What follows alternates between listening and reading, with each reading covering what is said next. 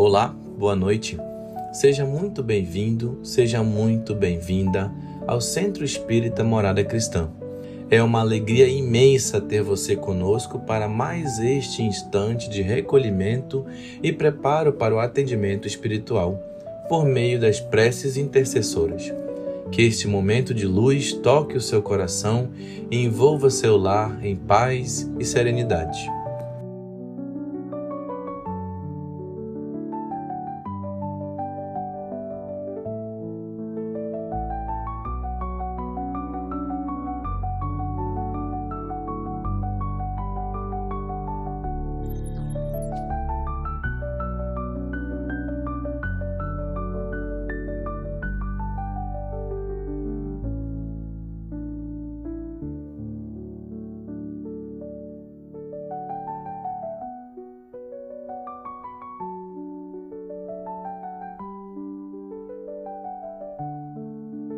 Aproveite esse tempo e coloque ao seu lado sua garrafa ou copo de água, com fé e confiança, para que ela seja fluidificada de acordo com as suas necessidades.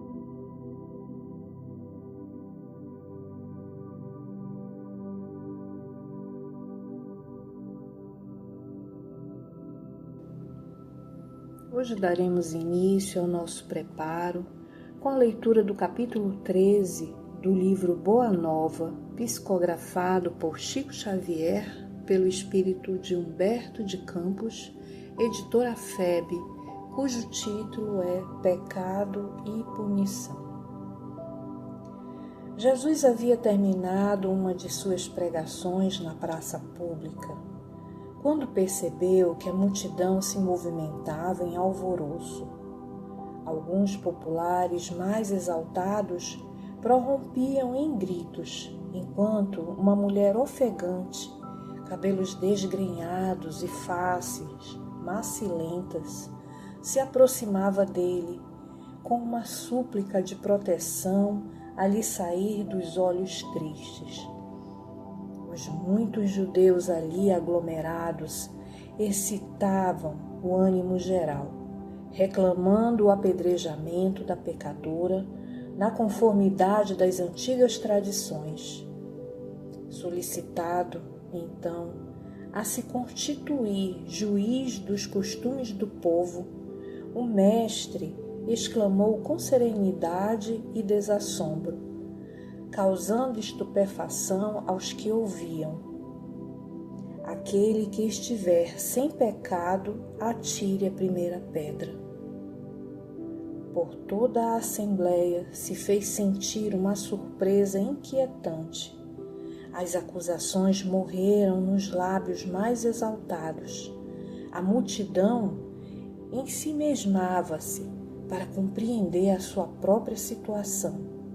Enquanto isso, o mestre punha-se a escrever no solo despreocupadamente. Aos poucos, o local ficava quase deserto. Apenas Jesus e alguns discípulos lá se conservavam, tendo ao lado a mulher a ocultar as faces com as mãos. Em dado instante, o mestre divino ergueu a fronte e perguntou à infeliz: mulher, onde estão os teus juízes? observando que a pecadora lhe respondia apenas com um olhar reconhecido, onde as lágrimas aljofravam num misto de agradecimento e alegria. Jesus continuou: ninguém te condenou? Também eu não te condeno. Vai e não peques mais. A infeliz criatura retirou-se, experimentando uma sensação nova no espírito. A generosidade do Messias lhe iluminava o coração em claridades vivas que lhe banhavam a alma toda. Mas, enquanto a pecadora se retirava, presa de imensa alegria, os poucos discípulos que se encontravam junto do Senhor não conseguiam ocultar a estranheza que lhes causava o seu gesto. Por que não condenara ele aquela mulher de vida censurável aos olhos de todos? Não se tratava de uma adúltera? Nesse íntere, João se aproximou e interrogou: Mestre, por que não condenastes a meretriz de vida infame? Jesus fixou no discípulo o olhar calmo e bondoso e redarguiu: Quais as razões que aduzes em favor dessa condenação? Sabes o motivo por que essa pobre mulher se prostituiu? Terás sofrido alguma vez a dureza das vicissitudes que ela atravessou em sua vida? Ignoras o vulto das necessidades e das tentações que a fizeram sucumbir a meio do caminho. Não sabes quantas vezes tem sido ela objeto do escárnio dos pais, dos filhos e dos irmãos das mulheres mais felizes. Não seria justo agravar-lhe os padecimentos infernais da consciência pesarosa e sem rumo. Entretanto, exclamou João, defendendo os princípios da lei antiga: ela pecou e fez jus à punição. Não está escrito que os homens pagarão ceitil por ceitil os seus próprios erros? O mestre sorriu, sem se perturbar, e esclareceu: ninguém pode contestar que ela tenha pecado. Quem estará irrepreensível na face da terra? Há sacerdotes da lei, magistrados e filósofos que prostituíram suas almas por mais baixo preço. Contudo, ainda não lhes vi os acusadores. A hipocrisia costuma campear impune, enquanto se atiram pedras ao sofrimento. João, o mundo está cheio de túmulos caiados. Deus, porém, é o Pai de bondade infinita, que aguarda os filhos pródigos em sua casa. Poder-se-ia desejar para a pecadora humilde tormento maior do que aquele a que ela própria se condenou por tempo indeterminado? Quantas vezes lhe tem faltado pão à boca faminta, ou a manifestação de um carinho sincero à alma angustiada? Raras dores no mundo serão idênticas às agonias de suas noites silenciosas e tristes. Esse, o seu doloroso inferno, sua aflitiva condenação, é que em todos os planos da vida, o Instituto da Justiça Divina funciona naturalmente com seus princípios de compensação. Cada ser traz consigo a fagulha sagrada do Criador e erige dentro de si o santuário de sua presença ou a muralha sombria da negação. Mas só a luz e o bem são eternos e, um dia, todos os redutos do mal cairão, para que Deus resplandeça no espírito de seus filhos. Não é para ensinar outra coisa que está escrito na lei: vós sois deuses. Porventura, não sabes que a herança de um pai se divide entre os filhos em partes iguais?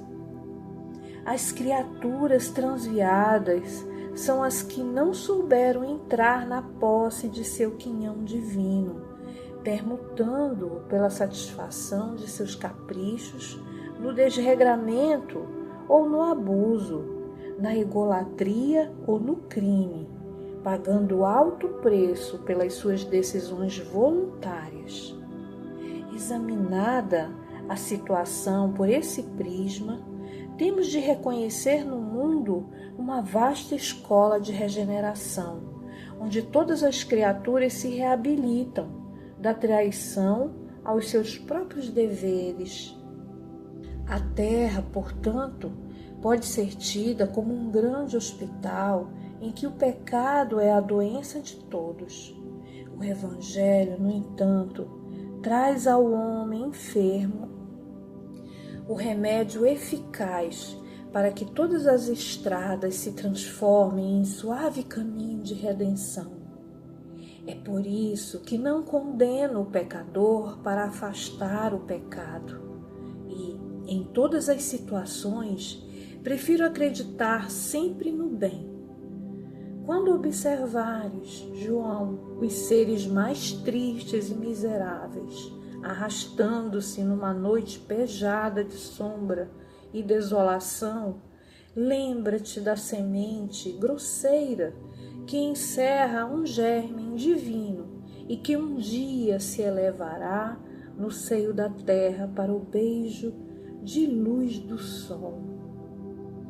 Terminada a explicação do mestre, o filho de Zebedeu, deixando transparecer na luz do olhar a sua profunda admiração, pôs-se a meditar nos ensinamentos recebidos. Muito tempo ainda não transcorrera depois desse acontecimento, quando Jesus subiu de Cafarnaum para Jerusalém, acompanhado por alguns de seus discípulos. Celebravam-se festas tradicionais entre os judeus. O Messias chegou no sábado, sob a fiscalização severa dos espíritos rigoristas de sua época.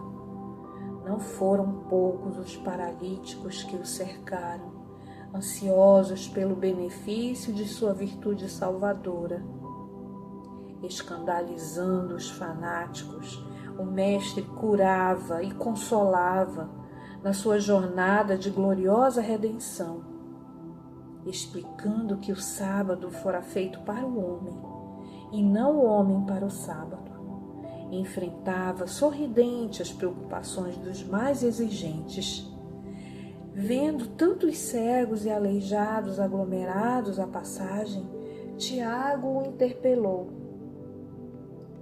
Mestre, sendo Deus tão misericordioso, por que pune seus filhos com defeitos e moléstias tão horríveis?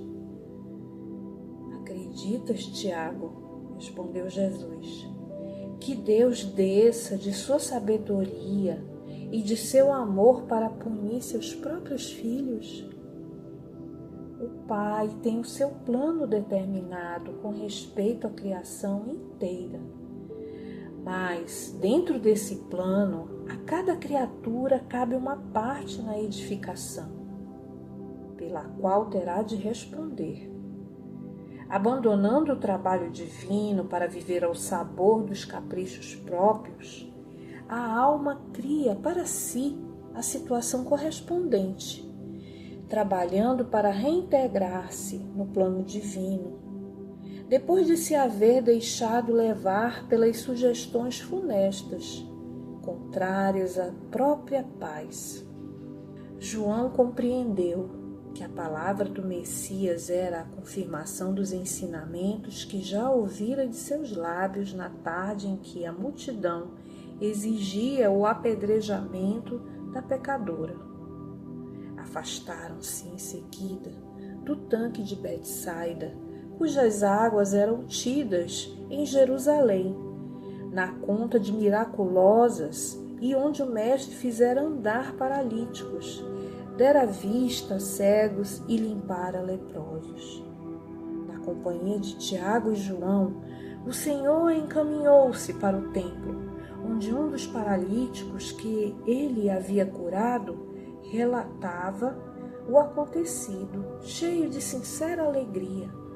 Jesus aproximou-se dele e, deixando entrever aos seus discípulos que desejava confirmar os ensinamentos sobre pecado e punição, falou-lhes abertamente, como se lê no texto evangélico de João: Eis que estás são, não peques mais, para que te não suceda coisa pior.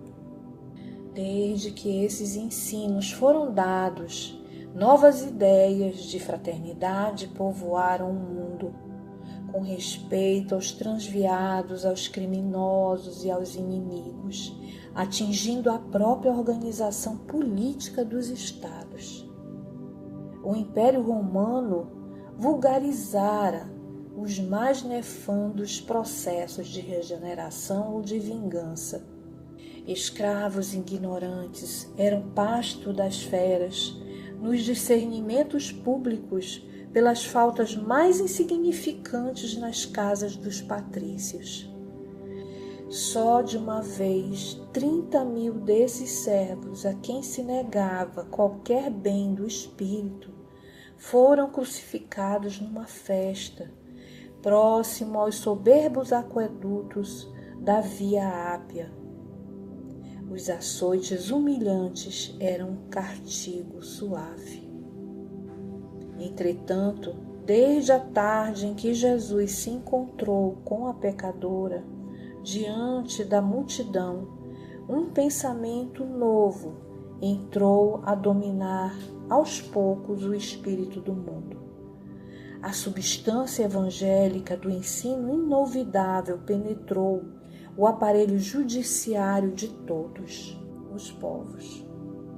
A sociedade começou a compreender suas obrigações e procurou segregar o criminoso, como se isola um doente, buscando auxiliar-lhe a reforma definitiva.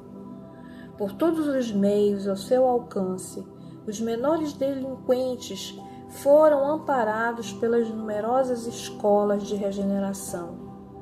Todo o sistema de justiça humana evoluiu para os princípios da magnanimidade, e os juízes modernos, lavrando suas sentenças sem nunca haverem manuseado o Novo Testamento, talvez ignorem que procedem assim por ter sido Jesus o grande reformador da criminologia. Assim seja.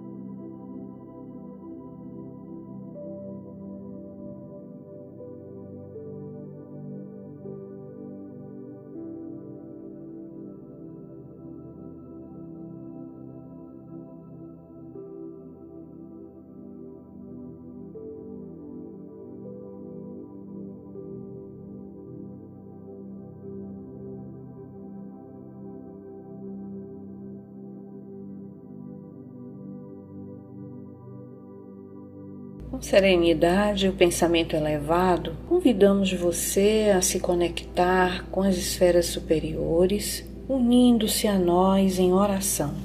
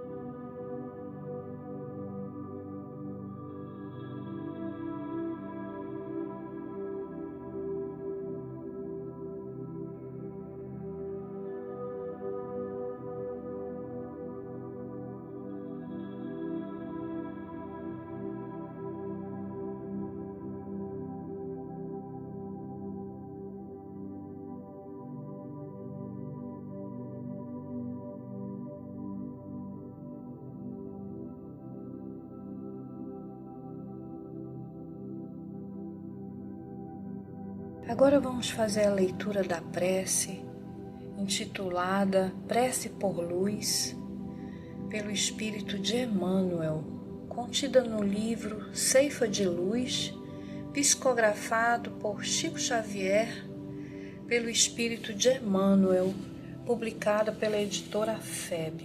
Nos diz assim: Senhor, estamos em oração rogando-te mais luz por acréscimo de misericórdia. Clareia-nos o entendimento, a fim de que conheçamos em suas consequências os caminhos já trilhados por nós. Entretanto, faze-nos essa concessão mais particularmente para descobrirmos, sem enganos, onde as estradas mais retas que nos conduzam à integração com os teus propósitos. Alteia-nos o pensamento, não somente para identificarmos a essência de nossos próprios desejos, mas sobretudo para que aprendamos a saber quais os planos que traçastes a nosso respeito. Ilumina-nos a memória, não só de modo a recordarmos com segurança as lições de ontem, e sim, mais especialmente, a fim de que nos detenhamos no dia de hoje, aproveitando-lhe as bênçãos em trabalho e renovação. Auxilia-nos a reconhecer as nossas disponibilidades. Todavia, concede-nos semelhante amparo, a fim de que saibamos realizar com ele o melhor ao nosso alcance. Inspira-nos, ensinando-nos a valorizar os amigos que nos enviaste. No entanto, mais notadamente, ajuda-nos a aceitá-los como são, sem exigir-lhes espetáculos de grandeza ou impostos de reconhecimento. Amplia-nos a visão, para que vejamos em nossos entes queridos não apenas pessoas capazes de auxiliar-nos, fornecendo-nos apoio e companhia, mas acima de tudo na condição de criaturas que nos confiaste ao amor, para que venhamos a encaminhá-los na direção do bem. Ensina-nos a encontrar a paz na luta construtiva, o repouso no trabalho edificante, o socorro na dificuldade e o bem nos supostos males da vida. Senhor, abençoa-nos e estende-nos as mãos compassivas em tua infinita bondade, para que te possamos perceber em espírito na realidade das nossas tarefas e experiências de cada dia, hoje e sempre. Assim seja.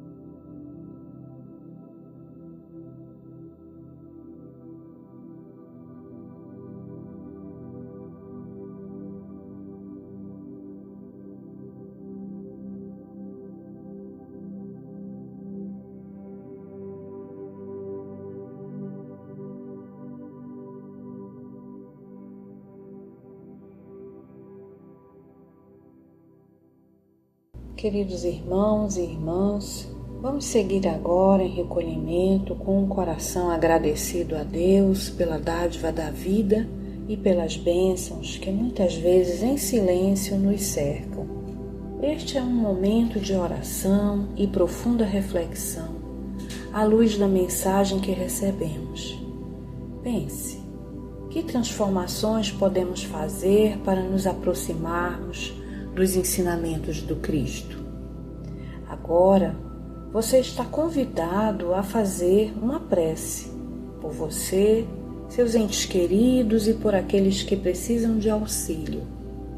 Aproveite este instante para harmonizar-se.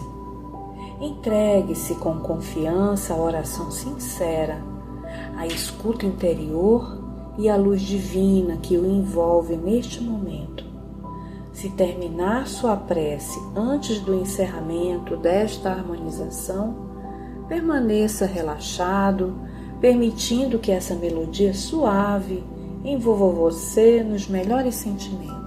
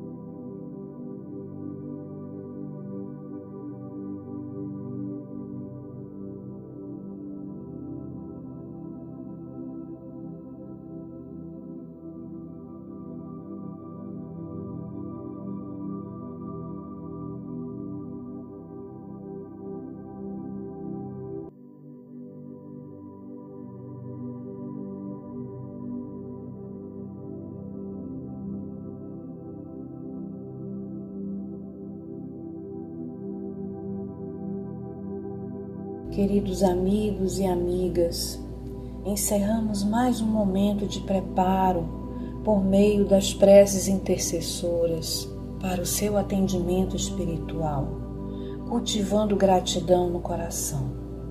Que Jesus e os benfeitores espirituais nos amparem, nos inspirem e nos ajudem a fortalecer a nossa fé. Que sejamos guiados pela serenidade, resignação e disposição sincera de nos melhorarmos. Que tenhamos coragem para mudar e sabedoria para reconhecer o que deve ser mudado. Se Deus assim permitir, nos encontraremos novamente na próxima segunda-feira. Que a sua semana seja iluminada por pensamentos elevados, sentimentos de amor e fraternidade. Receba o nosso abraço carinhoso e fique com o amor de Deus em seu coração. Até breve.